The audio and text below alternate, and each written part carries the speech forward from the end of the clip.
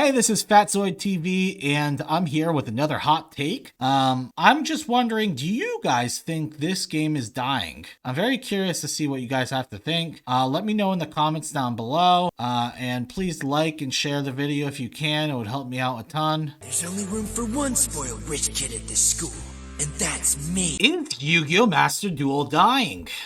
The answer is maybe. The answer to the question is a bit more complicated than a yes or no. According to the Steam analytics, the game is doing better than its counterpart Duel Links, which is no surprise, as I believe people have been itching to play standard Yu-Gi-Oh! On an official platform for some time. Now let's look at the competition. Hearthstone and MTG Arena. And yes, I think Hearthstone's saving grace is the fact that it has Battlegrounds, which keeps the game up on Twitch. I don't think the game is actually played too much when it comes to the actual card game. But even Magic the Gathering Arena is doing better on Twitch than Yu-Gi-Oh! At the moment. I usually see Yu-Gi-Oh! A few thousand less than Magic the Gathering Arena, which I do believe Magic the Gathering has a new set out at the moment, which could be leading to the influx in viewers. It's a little disappointing though, but not surprising. The game started off strong with updates and content coming out of the woodwork, but now it's starting to feel a bit stale. And I believe a lot of these feelings are from the lack of content and important changes. We know how they gave players 600 gems from them not being able to de-rank anymore, from going from gold to silver and then being able to climb from there. And the way Konami fixed that was they gave 600 gems to players who hit plat the prior season to make up for the gems that they would be missing out on now. Well, it looks like that was only a one-time thing. They took it away, and I think that is actually just insane. Like, I really can't fathom who is behind some of these certain changes. We still have no meaningful rewards for hitting the highest rank to begin with. Like, why would you invest the time to grind and hit Plat 1 when there's zero reason to? If anything, it's a hindrance.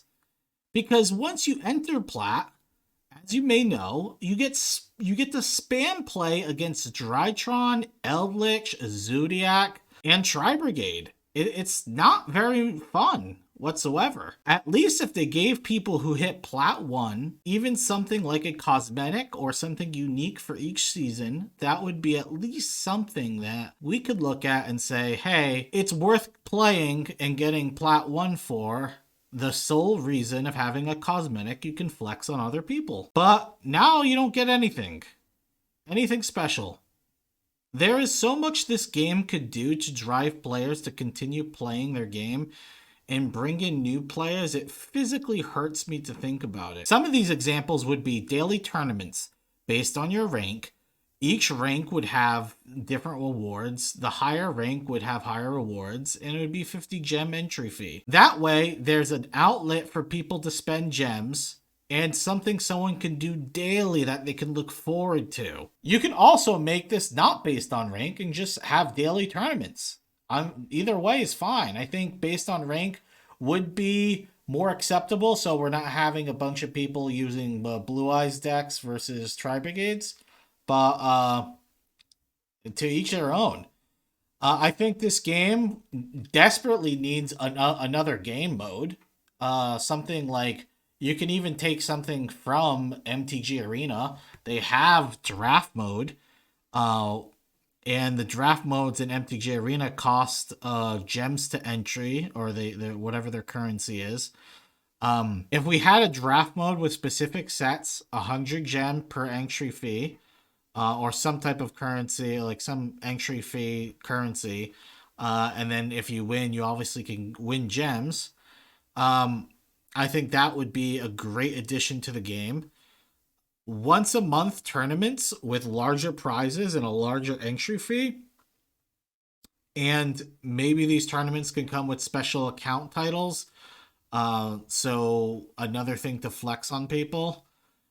So what I was thinking is, you'll still have the daily tournaments, but once a month you have a much larger tournament that takes place maybe near the end of the month that has a much larger prize. You could put even something ridiculous where it's like 1,000 or 2,000 gems. Like I'm talking about like a larger scale tournament that they could do once a month, because like I said, this game needs something to keep the viability of people watching. And it's sad to say that there's a lot of people who still play this game, but like if we're going off of the Steam analytics where the game has dropped quite significantly, which is understandable. But if we are also looking at something like Twitch, like we need something to drive in these numbers for people to say, "Hey, I want to really watch this hyped up tournament."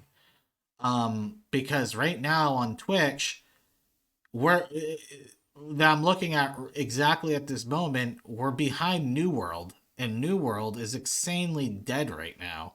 So that's extremely disappointing.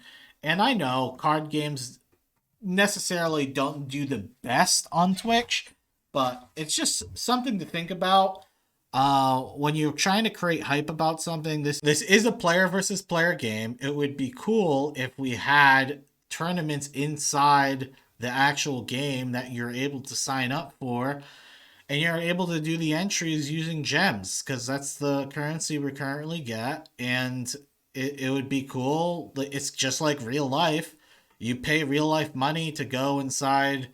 uh if you want to enter a tournament at a regional, it would be the same exact deal, except you're using gems, a currency that they have in there. I also believe when they release new cards, that there should be like some type of box tournament where either half the deck that you use needs to be from the set, or it needs to be some type of sealed format where each player is giving like 10 packs or something like that, and you have to build the deck out of the 10 packs. All in all, the game is still fun, and I think it's worth playing. I just wish they would do something about the gems in the shop being so expensive, and would be better prepared to release some more interesting content that people would love to see. Is the game actually dying? Probably not. It's still doing like decently well. If the game doesn't get any more updates in the next month, I do believe it will hurt the game significantly, and it will hurt the consumer faith in the game itself. So take what I said with a grain of salt. The game, I still enjoy it. I still think it's a good time. But the game has so much more potential. And I'm really hoping that we see some cool stuff in the future.